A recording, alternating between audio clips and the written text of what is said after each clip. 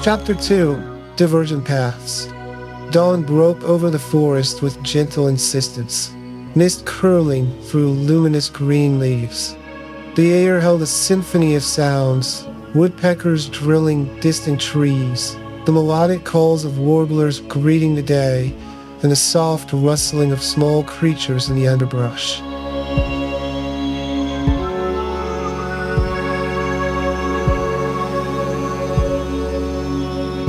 Odell and Bailey stood at the clearing's edge, meager supplies packed in high bags slung across their shoulders.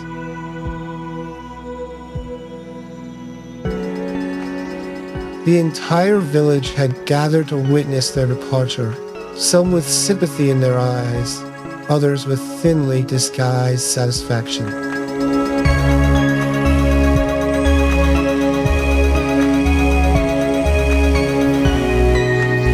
The chief stood before them, imposing even in silence.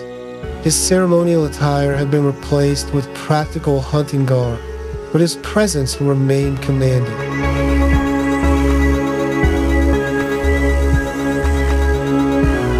One full cycle of seasons, he reminded them, his voice carrying across the hushed assembly. Your territory is bounded by the western mountains, the great river to the east, and the northern stone ridge. Return only when the seasons have completed their circle.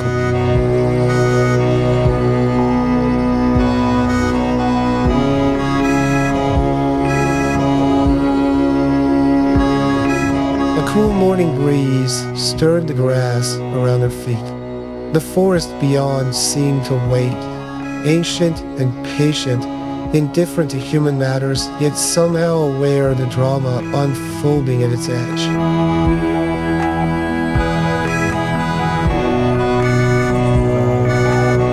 Bailey's jaw tightened, her eyes fixed on a point beyond her uncle's shoulder. And if we return before? The question hung in the air, both challenge and clarification.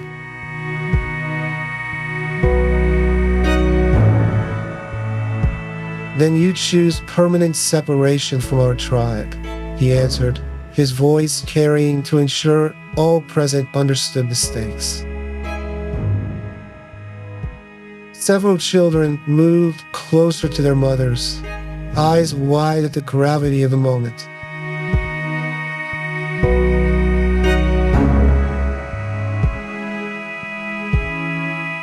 Spencer Timmerman stepped forward, his movements precise and formal.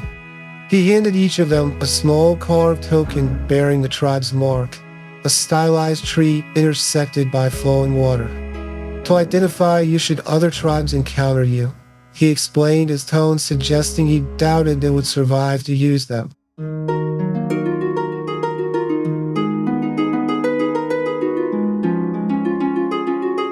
Odell accepted his with a mocking half-bow that made Spencer's nostrils flare in irritation. Bailey took hers with formal precision, slipping it into a pouch at her waist where it nestled alongside her carefully packed fire-starting kit. Ronnie approached next, offering each a bone-hunting knife. The handles were worn smooth from years of use, the blades still sharp enough to split a hair. The forest provides for those who understand her, he said quietly.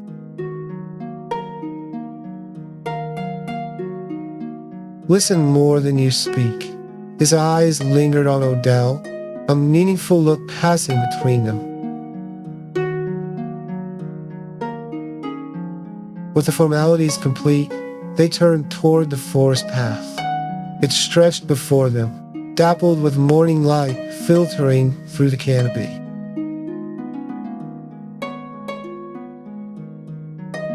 Slightly apart from the crowd, journal already in hand, Bailey turned away, a fresh wound joining the older scar she carried.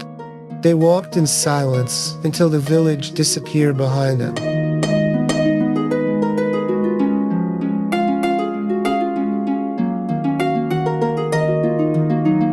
The forest embraced them with its complex tapestry of life, ferns unfurling in the understory. Moss-covered logs hosting colonies of bright mushrooms, ancient trees reaching skyward.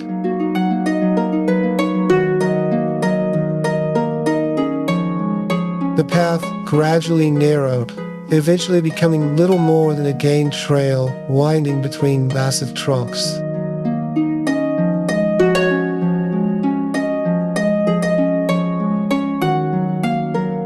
The moment the village sounds faded completely, Bailey stopped abruptly.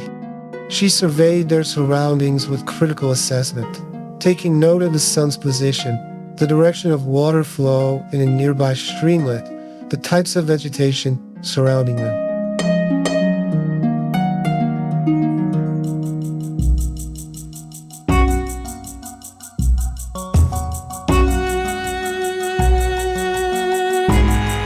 "We need to establish our direction immediately," she said, her voice breaking the forest's ambient symphony.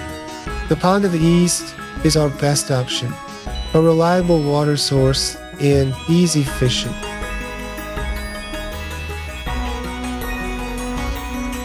A pair of squirrels chased each other up a nearby oak, chattering indignantly at the human intrusion.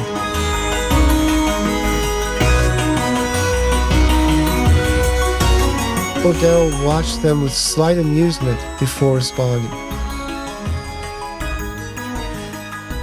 "That mud hole," he snorted, adjusting his pack.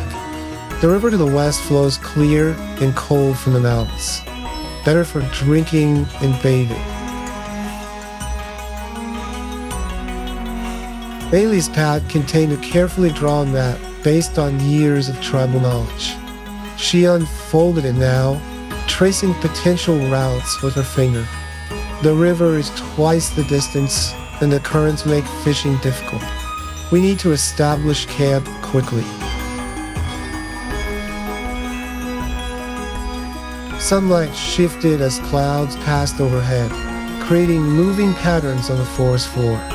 The air smelled of rich soil, growing things, and the faint sweetness of wildflowers blooming in nearby clearings.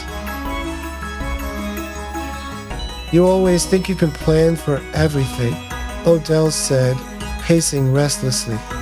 The confined energy in his movements startled a rabbit from a nearby thicket. "Sometimes you have to take a risk." He gestured westward. "The river valley has more game, more diverse plants, better long-term prospects, like the risk you took during last autumn's hunt."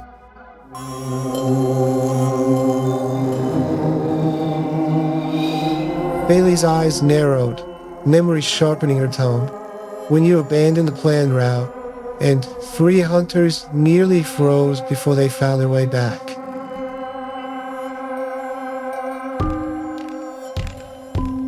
A flutter of wings overhead announced a hawk's passage. Both glanced up instinctively, their argument momentarily forgotten as they tracked the predator's graceful flight. They wouldn't have been lost if they'd paid attention to the landscape instead of their precious maps, Odell countered when the hawk disappeared from view. The elk had clearly moved to lower elevation. Following the plan meant returning empty-handed. Bailey adjusted her pack straps, considering her options. The silence stretched between them, filled with forest sounds, the gentle rustle of leaves in the breeze, the soft gurgle of a nearby streamlet finding its way downhill. "And I've seen hasty decisions lead to tragedy," Bailey said finally, her voice softening slightly. "When I was younger, I forgot to check my snare lines one evening. By the next day, a rabbit had been trapped too long. The meat spoiled, and we went hungry that week. My grandmother taught me that methodical consistency prevents such waste." Odell's expression shifted, surprised by the personal omission. He leaned against a moss-covered boulder, idly tracing patterns in a velvety green covering. "I suppose I do act without weighing options," he acknowledged reluctantly.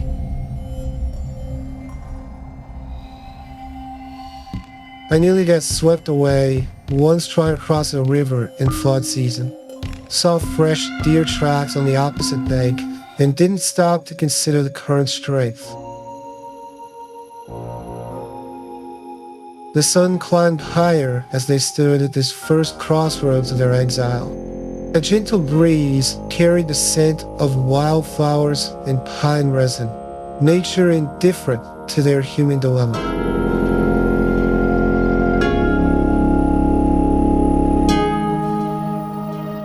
"The pond is a known quantity," Bailey said, her tone softening slightly. "But if the river is important to you, we can scout it later, after establishing a secure first camp." Odell considered this compromise, studying Bailey's face. Something shifted in his expression, not surrender, but a tactical retreat. "Okay, you're right that shelter and food take priority. We can explore further once basics are secured."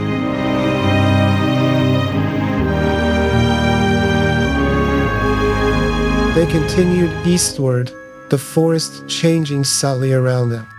The massive pines gave way to more varied, deciduous trees.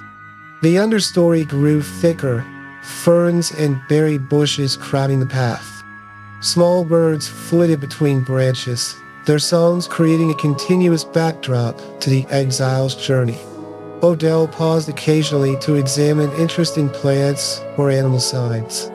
Once, he knelt beside a patch of unusual mushrooms, carefully harvesting several and wrapping them in a large leaf before tucking them into his pack. "Are those edible?" Bailey asked, eyeing the strange fungi with suspicion. "Not for eating," he replied. "Medicinal, good for treating infections and fever." He pointed to the distinctive blue tinge on the undersides. "See this color? That's how you know." Bailey made a mental note, her methodical mind cataloging the information.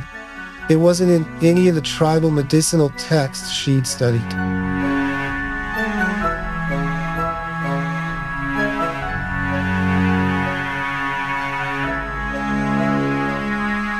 By midday, the forest opened into a small clearing. Sunlight poured down unfiltered, warming the grass and wildflowers. They paused to rest, sharing dried meat from their supplies while sitting on opposite sides of a fallen log. "We should reach the pond by late afternoon," Bailey said, consulting her map again. Odell nodded, his attention elsewhere. He had gone very still, his head slightly tilted. Bailey recognized the posture from hunting expeditions. He was listening to something beyond ordinary perception.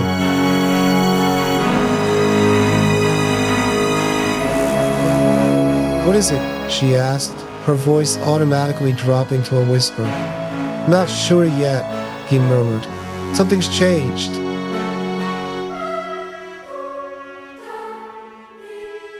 As they resumed their journey, a strange hush fell over the woods.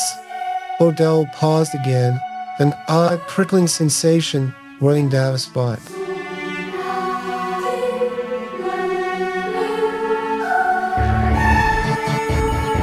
The bird's song had ceased abruptly, leaving an unnatural silence. "Something's wrong," he whispered, scanning the canopy above them. Bailey stopped, instantly alert. Years of hunting had taught her to recognize the forest's warning signals. Her hand moved subtly toward her knife. "Something's frightened the birds."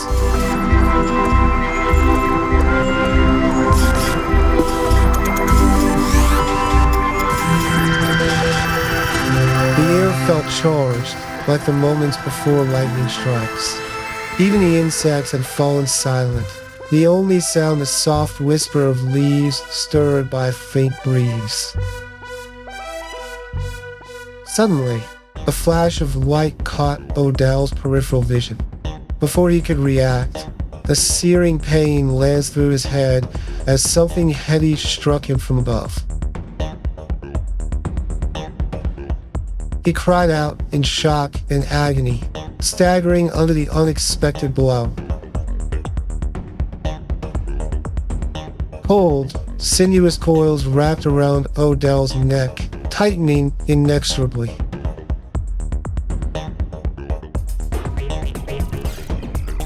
He froze, terror obliterating every coherent thought. His pulse hammered frantically against the slick, muscular body coiled around his throat. From the corner of his eye, he glimpsed iridescent scales and a pair of merciless black eyes inches from his own. An ice viper, its sleek body glistening with deadly beauty, had dropped from the branches above. The serpent flared its hood, exposing the violet diamond pattern that marked it as one of the most venomous creatures in the forest. It hissed, bearing curved fangs that dripped with glistening venom. Odell felt the icy breath of death on his cheek as the viper drew back to strike.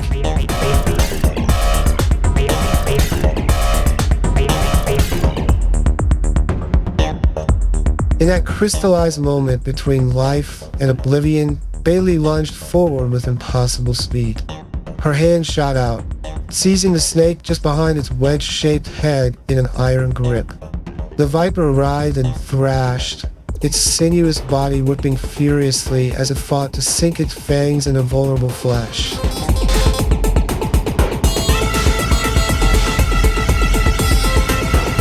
Odell remained paralyzed, not daring to even breathe as Bailey grappled with the serpent. The corded muscles in her forearm strained with effort as she maintained her hold on the twisting, writhing creature.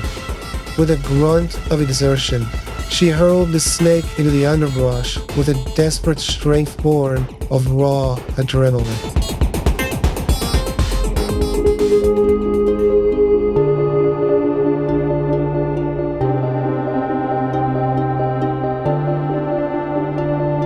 They both stood frozen, breathing heavily as the sounds of the viper's retreat faded into the distance. Slowly, the forest's ambient noises began to return, a hesitant bird call, the buzzing of insects, the rustle of leaves in the breeze.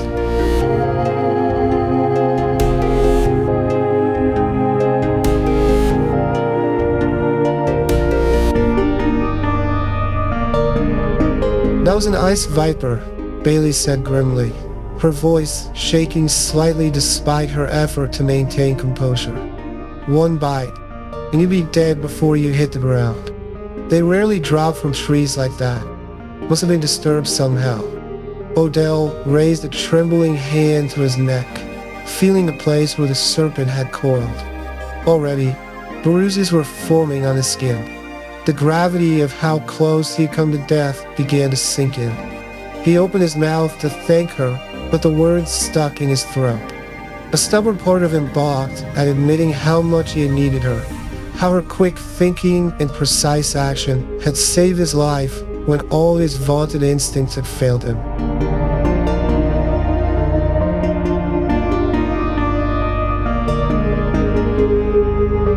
I would have been fine, he said instead, forcing a nonchalant tone. It just caught me by surprise. Bailey stared at him incredulously, hurt and anger roaring in her expression. Her hands, which had so confidently grasped the deadly serpent moments before, now trembled slightly at her sides.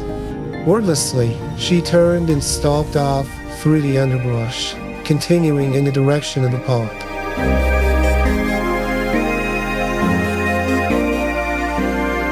Odell trudged after her, the silence between them charged with resentment. The snake might not have killed him, but the damage to their tentative partnership might yet prove just as deadly in the long reach of exile ahead.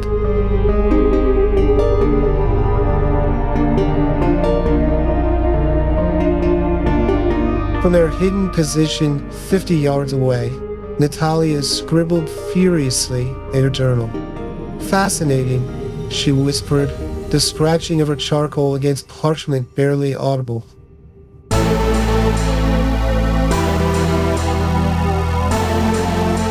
Their first crisis reveals deeply entrenched response patterns.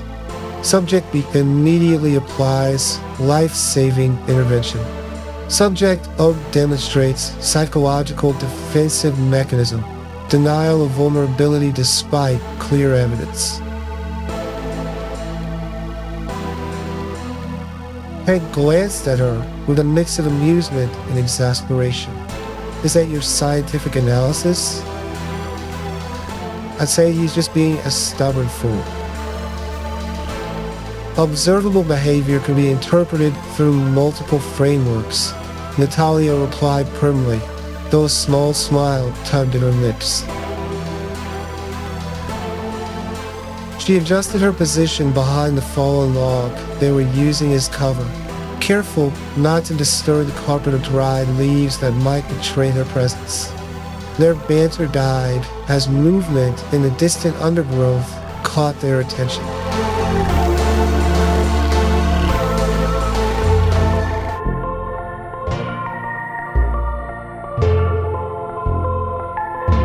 A kaleidoscope of butterflies erupted from a flowering bush, their iridescent wings catching the light in a dazzling display. The delicate creatures spiraled upward in a living column of color before dispersing among the trees.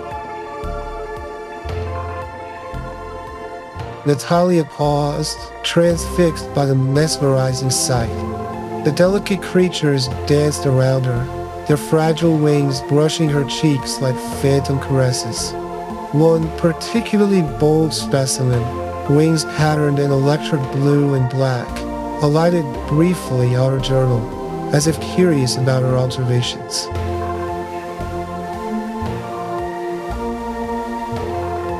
"Natalia, watch your step," Peg warned, eyeing the terrain ahead. "The ground looks unstable after the spring rains." But Natalia, lost in the enchantment of the moment, didn't hear. She took another step, following the dancing butterflies, and the earth shifted beneath her feet.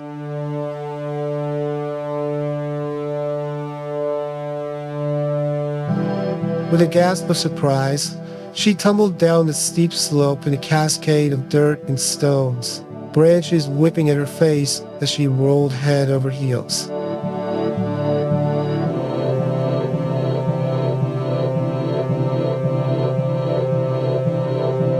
Finally, she came to a jolting stop at the ridge's base, her breath knocked from her lungs. Looking down, she winced at her tattered tunic, now hanging off her shoulder in strips. A long scratch ran down her arm, beading with blood.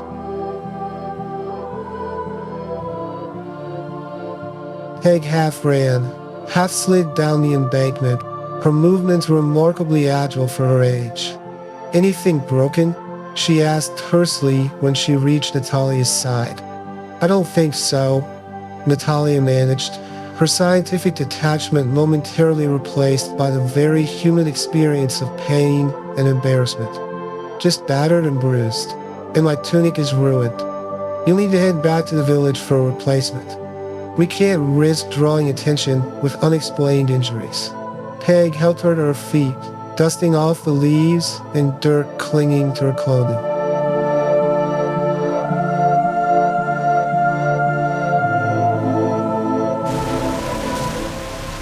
Before Natalia could respond, a bone-chilling roar shattered the forest column.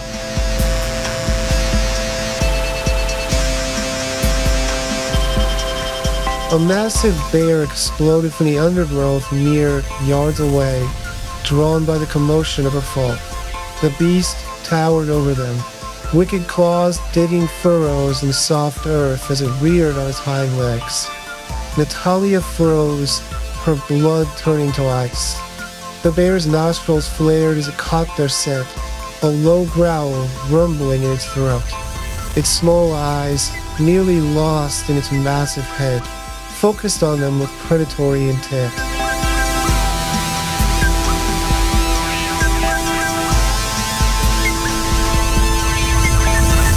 Peg's hand flew to the bone knife at her belt, though both women knew it would be little defense against the massive predator.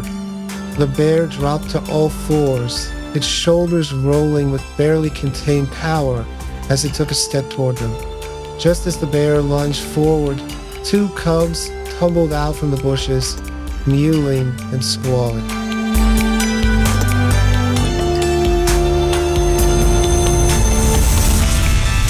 The mother bear whirled around, her protective instincts overriding her aggression. She lumbered over to her offspring, herding them back into the underbrush with huffing grunts. Natalia sagged against Peg, her legs trembling violently. That was too close. If those cubs hadn't distracted her. The spirits were watching over us, Peg murmured, touching the talisman at her throat.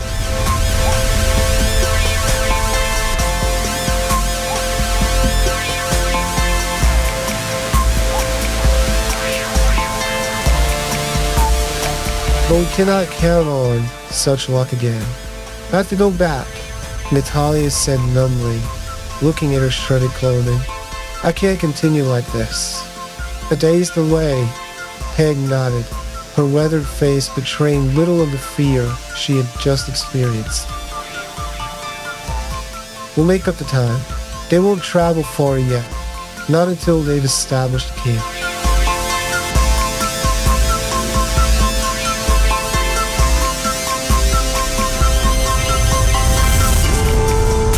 By late afternoon, Odell and Bailey had reached the pond. The water was murkier than ideal, but the location offered good visibility and natural defenses. A rise to the north blocked cold winds, while a cluster of boulders provided a partial windbreak to the east. We should set up camp before dusk, Bailey said, surveying the area with a practiced eye.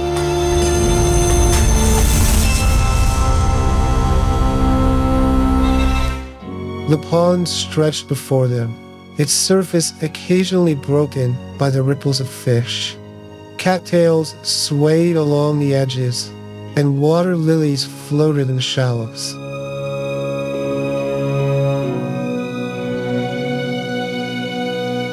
There's a small rise over there that would keep us dry for rains. Odell nodded, his earlier defiance tempered by the snake encounter. I'll gather firewood while you plot the shelter location. He still avoided direct eye contact, the admission of her help still too difficult to verbalize. They worked separately but efficiently, each pointedly avoiding direct interaction after their earlier clash. Birds returned to their evening routines around them. Swallows dipped low over the pond's surface catching insects, while a heron stood motionless in shallows, its patient silhouette stark against the dimming light.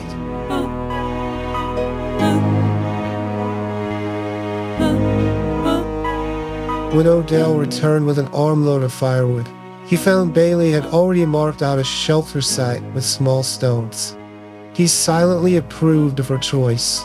The location had good drainage and was sheltered from prevailing winds, with clear sight lines to the pond and surrounding forest. Bailey had also set primitive fish traps using techniques taught by her grandmother, reeds woven into conical structures that allowed fish to enter but confused their attempts to escape.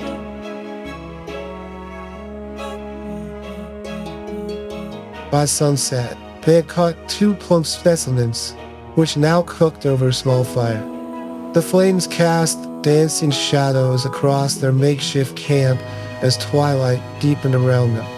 Fireflies began to emerge, their soft lights blinking on and off among the reeds. An owl called from somewhere in the darkness, its haunting cry emphasizing their isolation.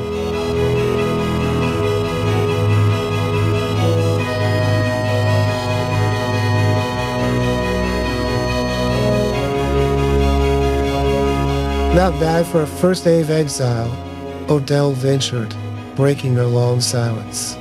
He turned the cooking fish, the skin crackling as it crisped over the flames. Bailey looked up from the fire she was tending. Her response, when it came, was measured. We survived. That's the important thing. She poked at the fire with a stick, sending sparks spiraling upward to join the emerging stars. But we have 364 days to go. The reminder sobered them both. One day of grudging cooperation did not erase the fundamental differences that had led to their exile. The snake encounter had only highlighted how quickly those differences can become deadly.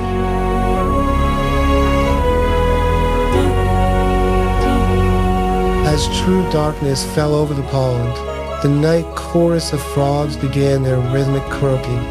Odell watched Bailey's profile in the firelight. She seemed smaller somehow, away from the village and her position as the chief's niece and apprentice knowledge keeper. Or perhaps it was simply that the forest made everyone feel small.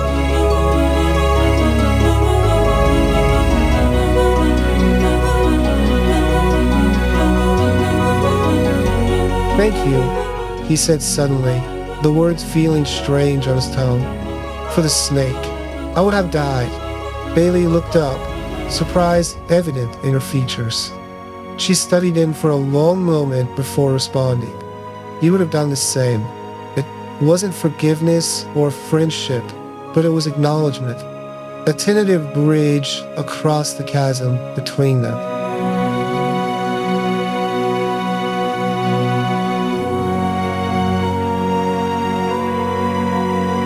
They ate in relative silence, the fish complemented by wild greens Bailey had gathered during their journey. The simple meal tasted better than expected, their exertions having sharpened their appetites.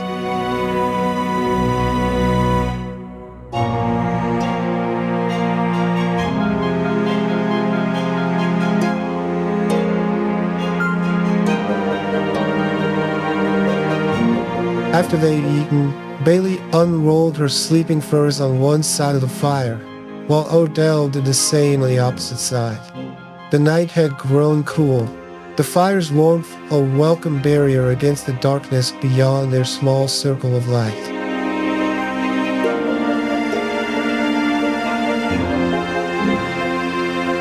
We should take watches, Bailey said, practical as always. 2 hours each, alternating through the night. Odell nodded. I'll take first watch. I'm not tired yet. In truth, his mind was too active for sleep, replaying the day's events and planning for tomorrow.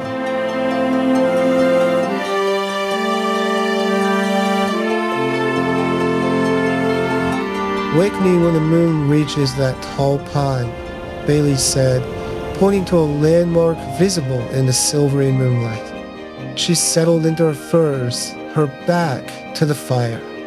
Odell sat with his back against the boulder, knife at the ready, watching the darkness beyond their camp. The night was alive with sounds, the rustle of small nocturnal creatures, the occasional splash of fish in the pond, the constant chorus of frogs and insects.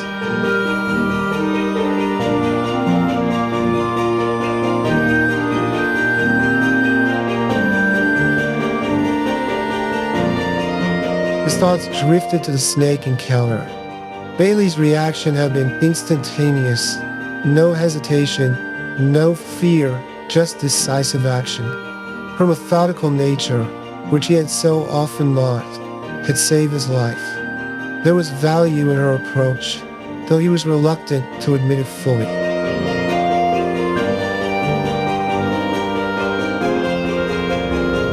The moon climbed slowly across the star-strewn sky, its light silvering the pond's surface.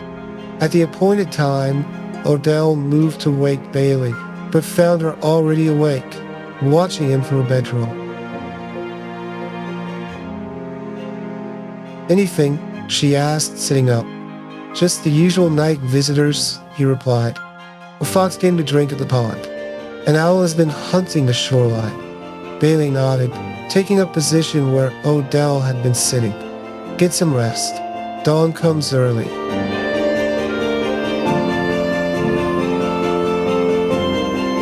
Odell settled in his furs, more exhausted than he'd realized. Despite the day's tensions, sleep came quickly, the sounds of the forest a familiar lullaby.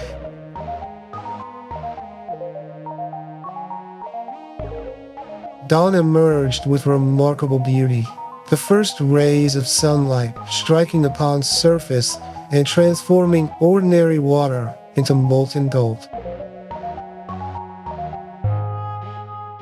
Odell woke before Bailey called him, drawn from sleep by some subtle shift in the forest sounds.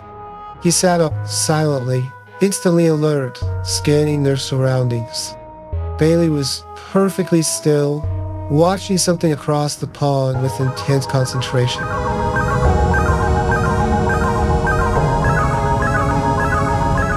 Following her gaze, Odell spotted what had captured her attention.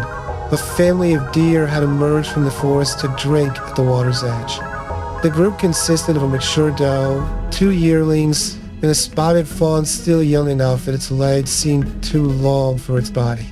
They moved with elegant caution, the mother constantly alert, ears swiveling to catch any sound of danger. Odell watched, entranced by their fluid grace. The way they moved told him volumes. These deer weren't merely visiting the pond, but lived nearby. Their comfort levels suggested a regular route between forest and water. Such knowledge would be valuable in the coming days when their food supplies needed replenishing. The doe suddenly raised her head, nostrils flaring. Some subtle shift in the wind had brought their human scent to her. With a soft snort of alarm, she led her family back into the protection of the forest, white tails flashing like signals before disappearing among the trees. "Beautiful," Bailey whispered, breaking the spell of silence. Odell nodded. "Did you notice how the fawn always kept the mother between itself and the open water? Instinctive protection. And the yearlings, they've learned to test the air regularly. They're from a local family group, not just passing through." Bailey looked at him with new interest. "You gathered all that just from watching them for a few minutes?" "The forest speaks if you know how to listen," Odell replied with a shrug. "Animals tell stories with every movement." Bailey considered this. "I'll track them later. Map their territory and movement patterns." They bed down in that thicket to the northwest during midday, Odell said confidently, judging by their direction and pace. Bailey's methodical mind immediately began incorporating this information into her mental map of their surroundings. It was a different kind of knowledge that she typically valued, but undeniably useful.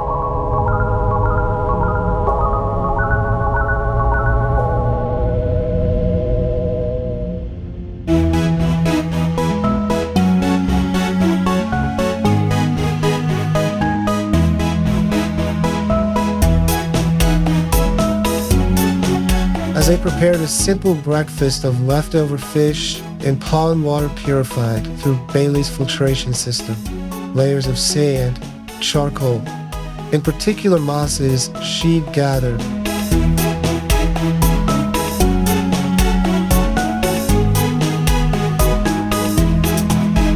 Odell found himself regarding her with reluctant respect.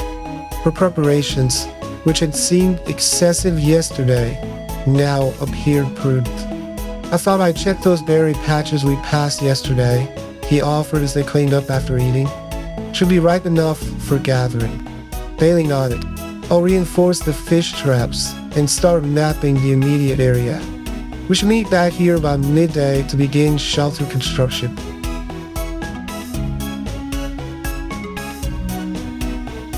The compromise felt natural this morning, their shared experience having created, if not friendship, at least a working relationship.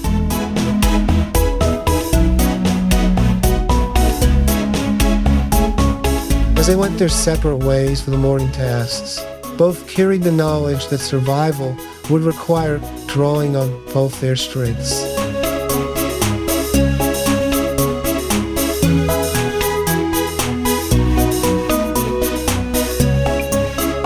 In the darkness beyond the firelight, Natalia and Peg have returned and established their own small camp, carefully hidden from view.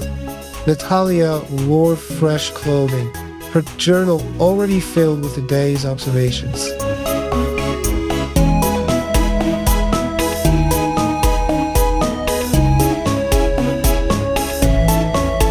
Day 1 demonstrates significant adaptive pressure, she wrote. The first rays of dawn providing just enough light to see her pages. Crisis forcing minimal cooperative behavior despite continued methodological conflict. Initial survival strategies reflect divergent approaches, but environment enforces pragmatic convergence.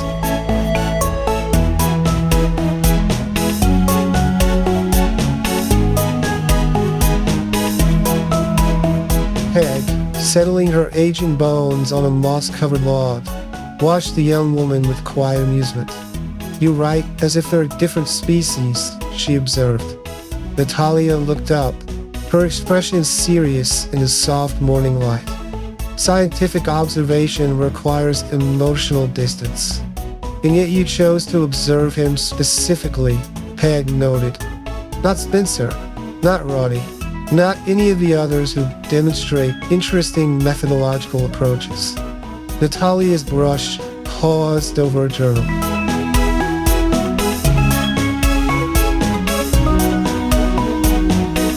Odell represents the most extreme deviation from tribal norms. His methodology is the most revealing subject for study. Peg murmured non-committally. In your accelerated heartbeat when describing his intuitive reactions, that's scientific interest as well.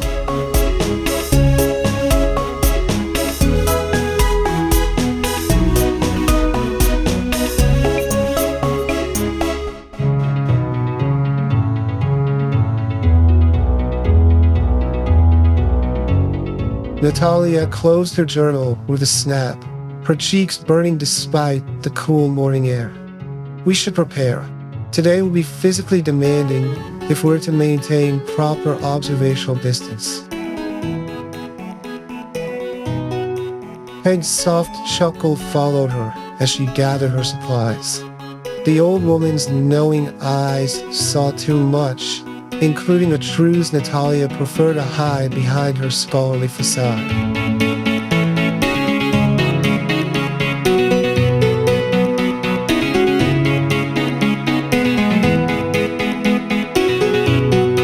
At the pond camp, Odell and Bailey had set out on their respective tasks, each carrying the weight of their first day's lessons.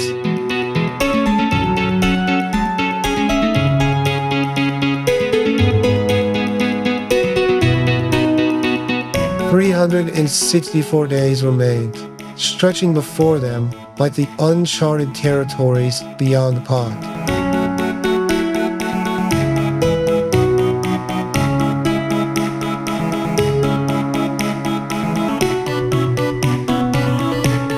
The real test had only just begun.